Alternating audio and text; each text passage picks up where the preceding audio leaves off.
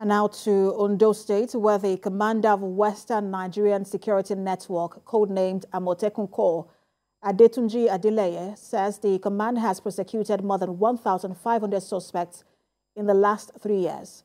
Mr. Adeleye disclosed this at an interactive session organized by the State Correspondent Chapel of the Nigerian Union of Journalists, tagged the platform. Ayode Jimorade reports.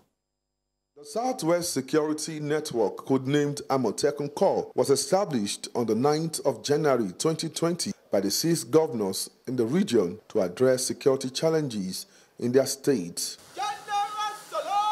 Ondo was the first state in the region to launch operation of the Amotekun Corps after the operatives underwent series of trainings. Here, the photograph of one of our fallen heroes. Addressing journalists on the successes recorded by the command, the state commander of Amotekun, Adetunji Adeleye, said more than 7,000 criminals have been arrested across the state in just 3.5 years of its creation. Out of this figure, more than 1,500 suspects have been charged to court, with judgment secured in some cases. With our local intellect and unconventional method, had assisted us in arresting to date well over 7,000 suspected criminals, out of which over 1,005 of them have been charged to court. Some of the area officers have also been summarily dismissed for flouting the rules of operations. The commander said the command is facing serious challenges in the area of equipment to mass sophisticated weapons carried by criminals. I haven't gone this far in the establishment. The least that the federal government should do for Amotekun is to allow us access to the use of equipment, commensurate with what our detractors and criminals around us carry. The Amotekun commander said the success story of the command is not complete without the support of other security agencies.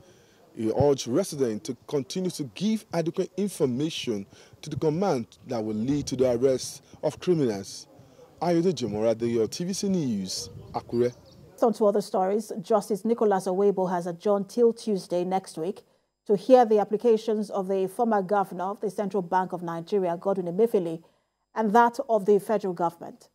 Mr. Emefiele is seeking to stop his trial bordering on alleged illegal possession of firearms, while the prosecution wants the court to grant leave for it to appeal the bail granted to the defendant last month.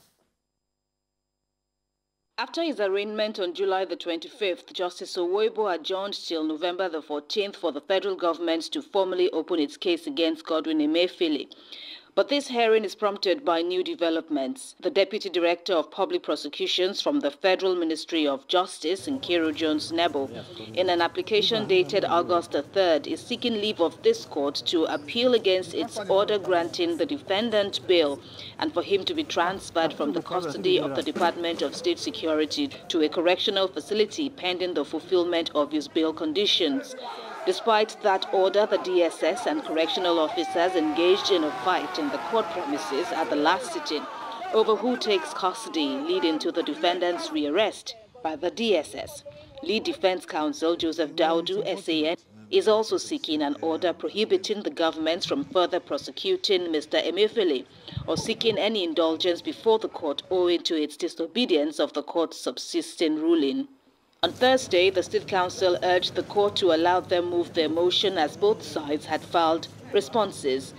But the court overruled that position, agreeing with the defense that hearing the government's motion first would render the defense application futile. The reason why the application was not taken today, as regards our own application, was that despite the fact that we served the federal government on the 8th of August, I was only served with their response today. And I'm not a mobile or encyclopedia of the legal profession. I need to look at what they have said, discuss it with the team, and we'll come up with a position. And we simply ask the court to give us just 1 day. The court has ruled that our application takes priority. Our application, in my humble view, is jurisdictional. It calls upon the court's jurisdiction to even protect its powers. A court order that you are flouting, the same court that you have desecrated. The defense team says it has had limited access to Mr. Emefiele since his rearrest, but doesn't divulge his exact location. There is no access as better than when you can confer with your client in the comfort of your chambers. That's my definition of client-lawyer relationship. Not one that I will go into confinement, you know, and I'll be restricted in discussing with my client, as it were. Even if I tell you he's here today, he could be taken somewhere else tomorrow. So I need to be very careful. They should come and tell us where he is. Further hearing is fixed for August the 15th. Kemi Foladeyemo, TVC News, Lagos.